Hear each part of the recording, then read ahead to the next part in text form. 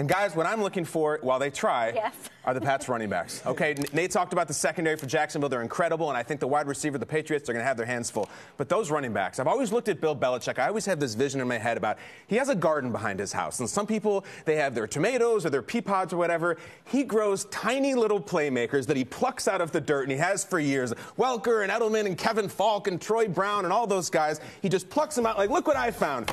His guys now are Lewis, Burkhead, and White. Guys, Burkhead is apparently supposed to play in this game.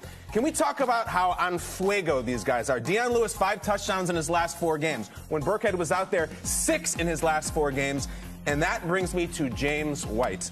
Let me ask you this. If it's a playoff game and it's a 3rd and 6, all these great running backs we have in the league, Le'Veon Bell, the young guys, Gurley, Kamara, anybody in the league you would rather have in your backfield other than James White in the 3rd and 6 on a playoff game, that is the man. Absolutely. I don't care if he hasn't played all year. I know what he can do. This is a James White kind of day. And I've said this earlier. The Patriots cannot lose this game if they don't turn it over. If there's no interception, no fumble by Brady, they can't lose.